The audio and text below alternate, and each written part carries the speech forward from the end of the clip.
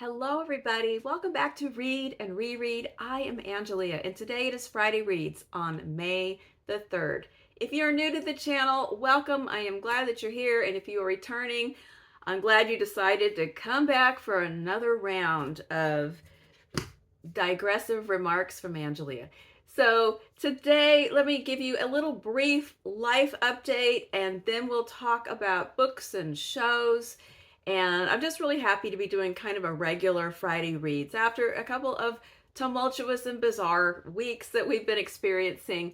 So if you are brand new, you probably haven't heard some of, usually this is a pretty chill channel. And there's not really a lot of odd events or dramas to talk about, but it's been a little dramatic. The first half of April was fine, and then things kind of went sideways. So first I was on a trip, which was really fun until I got hit with a bizarre, unexplained, severe vertigo. And that is continuing to improve. And there's just so many things that can happen in health that happen out of the blue. They just fall on you like a ton of bricks, and then they take forever to resolve and clear. It is still improving. I can pretty much do my usual daily events. I have to kind of not do like a bunch of quick down and up kind of bending stuff. Like if I'm going to get pots and pans and things out of the bottom cabinets, I just sit all the way down and rummage around in there instead of going down and up and down and up. And I cannot lay on either side in the bed. I have to keep my head forward and propped up. So I can like turn my body sideways, but keep my head going one way. It's weird, but I can move around and walk and exercise and I'm fine. But something about laying on the side just sets it off and everything starts spinning. So it's super weird, but it is getting better. So thank you to everybody who has commented and made supportive remarks about my health. And then the next thing that happened was that got overblasted by my mother-in-law's accident. She fell and she broke her hip/femur connector part bone and has been in the hospital, but she has now been moved to the skilled nursing rehab care facility. The family is very happy with the home that they selected for her, and she's been there now. She's on her second full day today, and she's doing very well. She is participating in the rehab activities. There's a piano there, and she is a retired music professor, and she loves to play her piano every day, and she really misses it. So I hope that this next stage will really benefit in getting her strength back. There's just been a lot going on, but things are progressing and have some positive things to report, so that is good.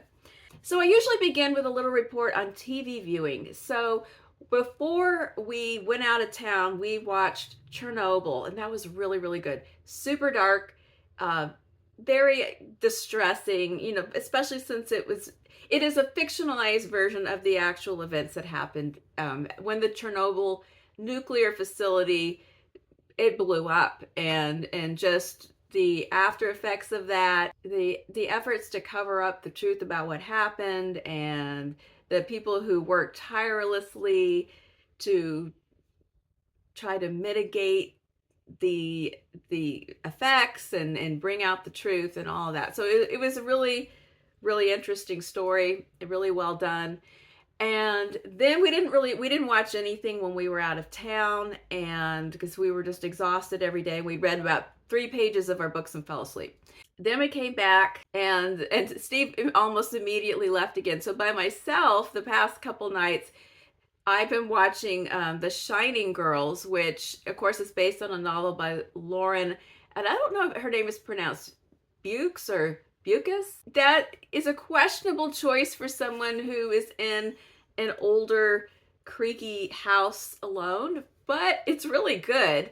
And it is about a woman who is the only survivor of a serial killer. It's set in early 90s Chicago. I love the setting because I really like Chicago. And she works at a newspaper. She was a budding journalist, but then she had this attack and it's really set her back. And so she works in that newspapers used to have that room down in the basement where they kept all the clippings, kind of like the archives of old stories before they could Google them and digitally keep them. And so she works down there, but anyway, she realizes that a recent murder has a connection, and she kind of, with the help of another reporter, they're sort of uncovering that there is a serial killer. But her challenge is that her reality shifts all the time, and sometimes in tiny ways and sometimes in bigger ways. So at any given moment, she's working at her desk and she leaves and comes back, and then that's not her desk. Her desk is this other one over there with a different coffee cup. And even larger things like the people in her personal life, their details completely shift, or she had a cat but now it's a dog. And so if you read the blurb of this movie or book, you kind of find out why that could be happening. But it's actually, I think, more interesting if you don't. So if you haven't read the book and then you watch it, don't look it up. Just start watching it and let that unfold on you gradually and find out what could be going on that such a thing would be occurring. So anyway, it's really good. I think I've done 3. I think it has maybe 8 or 10 parts, and I've seen 3 of them so far. That brings us to the heart of the video, and that is the book discussion. So when I go on a trip, normally a planned trip, I spend a couple of days really just enjoying my overthinking of what books to bring. And there's all these factors about the length of the trip, the type of trip, the type of travel, because an airplane book is different than, I can't read in a car. So a book I bring on a car trip is different than an airplane, and then I need different amounts of reading and all kinds of factors to just spend too much time pondering over before I decide. But in this case, the trip that we went on, I had no time, and I just threw in what I happened to be reading at the moment. And I brought 2 books with me that week, and one of them fared better than the other under the circumstances. So let's talk about those. So one of the books that and both of them I had just started and read maybe just the very beginning. One of them was Dearborn by Ghassan Zeineddine. And this is a book that was published by Tin House Press, which also published Night of the Living Res by Morgan Talty, which I very much love. And that was one reason that it came to my attention. And also Morgan Talty has a blurb on it as well. And it is a collection of short stories set in Dearborn, Michigan, contemporary stories from the Arab American community there, and mainly the Lebanese community. They are not related stories, but sometimes a character from one story is mentioned in another story because they all live in a pretty small, close-knit community where people are likely to know or have at least heard of one another. There's a lot of humor and warmth in these stories, and even though I have referenced Night of the Living Res, the collection of stories that it more reminded me of, not in topic at all, but in like an emotional reminder of how I felt reading the stories, was The Secret Lives of Church Ladies by Disha Filia. And I think it reminded me of that because both of these books do a remarkable job of character development within the space confines of a short story. And that's a hard thing to find sometimes. And I think that's one reason that some people don't really love reading short stories, because they can't get fully immersed and attached to the characters. But every now and then you read a book where the writer has managed to create characters that you really do, you dive into them very quickly. So both of these collections were like that, where I was able to so quickly relate to a character or feel for them or just want to navigate things with them, and they just got up and running really fast and were compelling characters. So there's all kinds of different characters in this book, different ages, genders. Some people have immigrated from Lebanon. Some are the children of those people, second generation, and more Americanized than their traditional parents. And that causes all kinds of tensions. And all of this in the backdrop of living in Dearborn, Michigan, and the hostility that is sometimes expressed towards this community from the police, from just random passersby, things that happened in the wake of 9/11, all kinds of investigations. You know, for me, some of the themes of um, identity, American identity, Arab American identity, the American dream, and what does that mean, and success, and navigating through the aftermath of 9/11, and then they touch upon the economic crisis in the early 2000s. There's a lot of humor in here, and sometimes it's a little dark. I will say, this one story, I DNF'd the very last story due to animal violence, and the story is called Rabbit Stew, and that's all I'm going to tell you about that. That was one I could not read that one. It started off really interesting, because it's about a young man who has this sort of hero worship of a I can't remember if it's an uncle or a cousin that he knew as a really young child when he lived in Lebanon, and then years later this guy is coming to visit them in the US, and the reality of this guy versus the legend that has formed in his mind. So I was really into it, and then it got into something I just couldn't do not pass, do not collect $200, do not read this part of the story. So I had to stop short. But all in all, I loved this collection, and I think if you loved The Secret Lives of Church Ladies, you like the feel of those stories, try this. And also, if you read Jonathan Escoffery's book last year, If I Survive You, and whether you loved it or you felt it didn't quite all gel together, I feel like this one hits on some of the same themes, and it does gel together. So I highly recommend this short story collection, and it was perfect for dipping in and out and having only a few minutes at a time. I had it in my tote bag at the hospital, and when I had a chance to go sit outside of that hospital room and sit out in their courtyard or in the cafeteria corner with a cup of tea and read a story, that worked perfectly.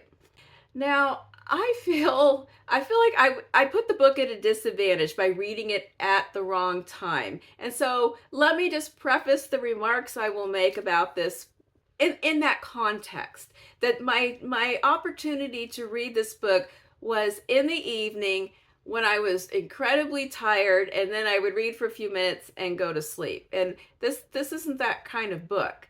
And so that is one reason probably why it turned out to not be my favorite Ann Patchett novel. I picked it because it won the Women's Prize, and I have never read it before, and I love Ann Patchett. And there's a category in the Ben Reads Good Challenge, almost got stuck, but I didn't, about read a previous winner of the Women's Prize. So I was very excited to read it, and I had only read the first couple of chapters before the trip started. And it has a wonderful premise. It's based on an actual event that happened in Peru. But in the book, there's an unnamed South American country. And there is a dinner party, and it's being hosted by the vice president of the country at his beautiful estate. And they've invited this Japanese businessman, Mr. Hosokawa, who is an entrepreneur, and they're hoping that he will build a factory in this country and boost the economy. And they've lured him there by inviting his favorite opera singer, Roxanne Koss, that she will perform, and it's his birthday. So it's a birthday party for Mr. Hosokawa, and this famous opera singer is going to perform. And secretly, Mr. Hosokawa has no intention of starting any businesses in this country, but he just couldn't pass up the chance to attend an intimate performance of his favorite singer. Other people are there because they are part of his entourage and his translators there, and then there's local politicians and other wealthy, famous, connected people and dignitaries, and a couple of people who just managed to finagle their way into the event because they wanted to hear this opera singer. So at the very beginning of the book, the performance is going on, and then while she's singing, the lights go out and then a bunch of terrorists barge in and take everybody hostage. So that is the very beginning of the story. Great setup.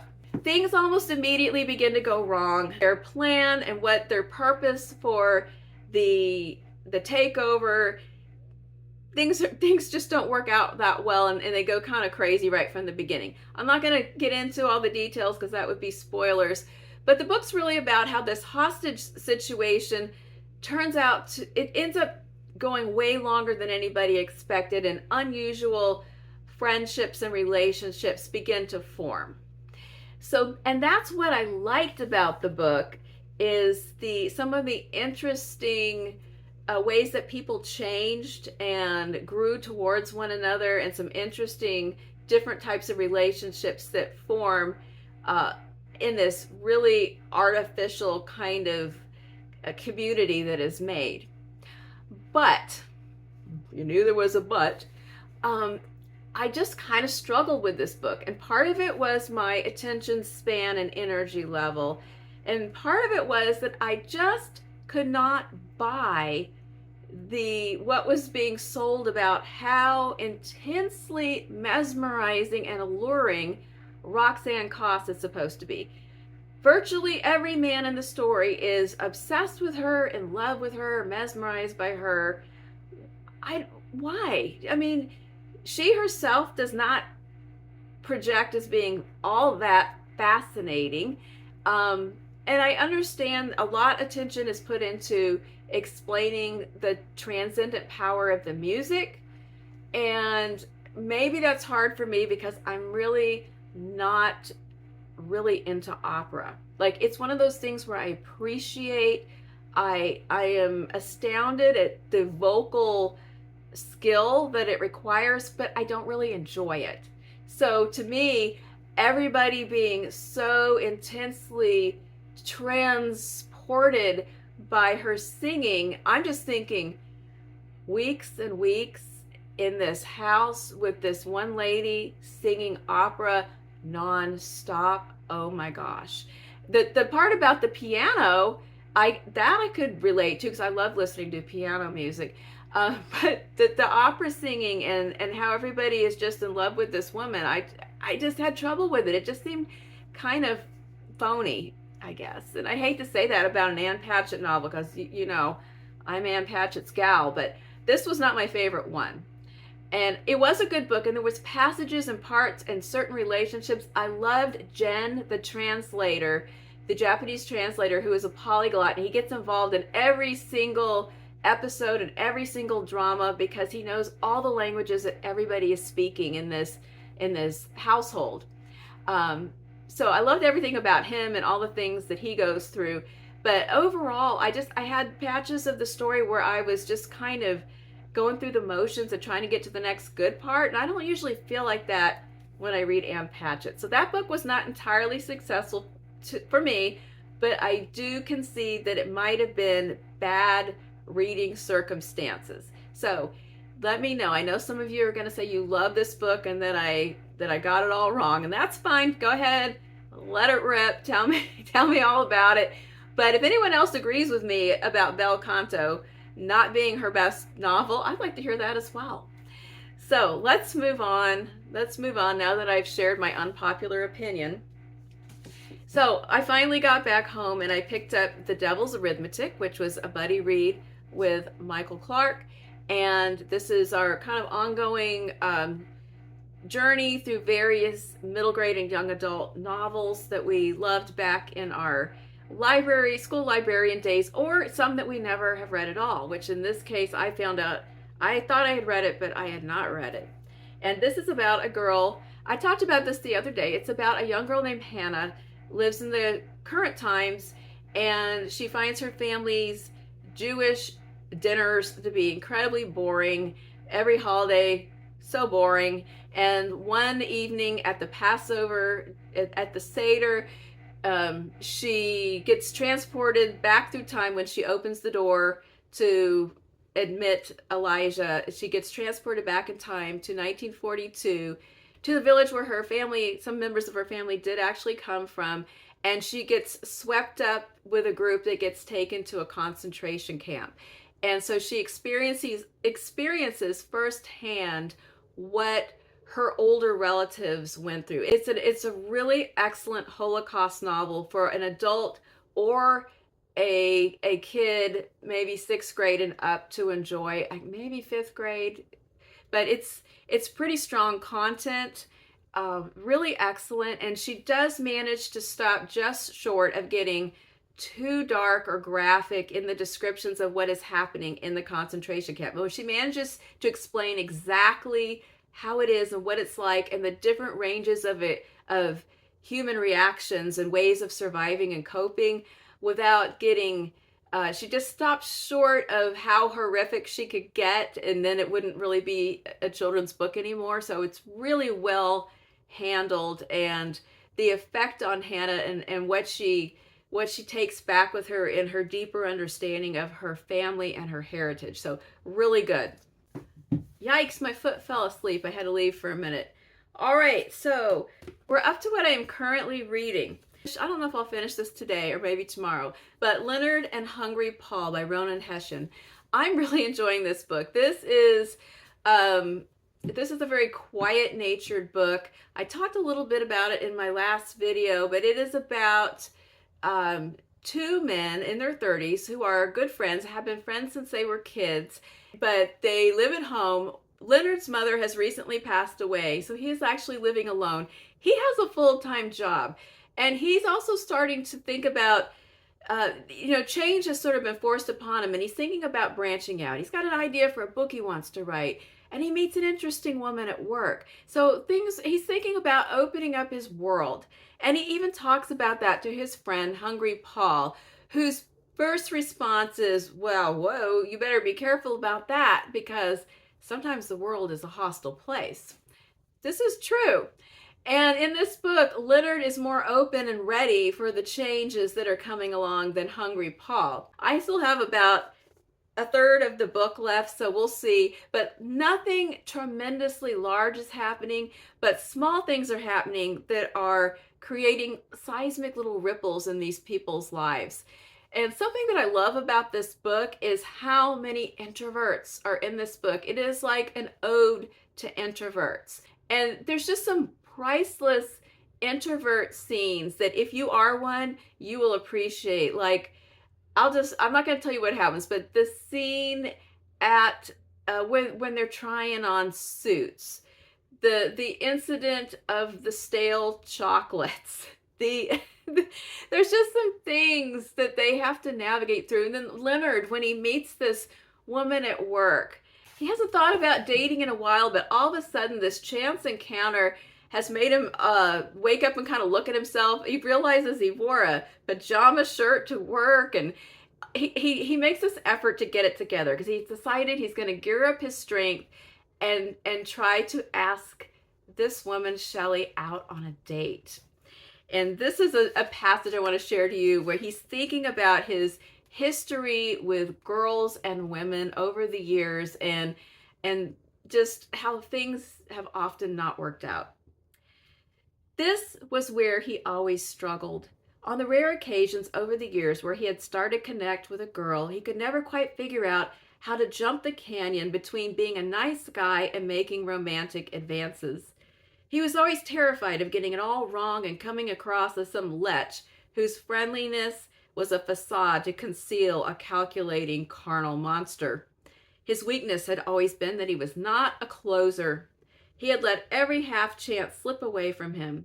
For a man who suffered from indecision over the smallest things, including walking out of the Cineplex because of his inability to choose between 3 films, all of which he wanted to see, deciding his next romantic move was a Homeric struggle. All his plans and preparations came to nothing. Like a striker who dries up on the cup final day, or a tennis player who double faults on the cusp of their first Grand Slam, Leonard froze under the pressure to act. And if that doesn't just make you want to root for Leonard, then I don't know what will. But there's I love Leonard, and I love Hungry Paul's sister Grace. Those are my 2 favorite characters at this point in the story. And, the part about the Cineplex, the indecision, the not being able to pick a movie. I am there. I am right there, Leonard. I get it. So anyway, I'm enjoying this book very much, and I'll talk about it when I get to the end. And it's just, I'm not even pairing another fiction with it because it's so low key that anything else might just sort of muffle it out. And I'm trying to just enjoy the quiet vibes. So I am still reading the poetry in Poetry Unbound, still really enjoying this. Sometimes I get stuck on a poem that's just an all-day poem that I need to read a bunch of times. Other times I read several because I like them, but they're not, they don't really do that much for me. So this has been really fun. And I've also started reading the essays in Anti-Racist Kitchen. So there'll be a small story and then a recipe from 21 different children's authors about racism, inclusion, heritage, culture. Really enjoying these so far as well. And I'll talk more about it because I've only gotten 2 or 3 in right now. So that's it. I don't know what I'm going to read next. I'm probably going to read something with some kind of trickier plot or a more, vigorous pace or something after Hungry Paul, just to, keep things interesting and moving along. But I don't know yet. I have a great TBR to look through.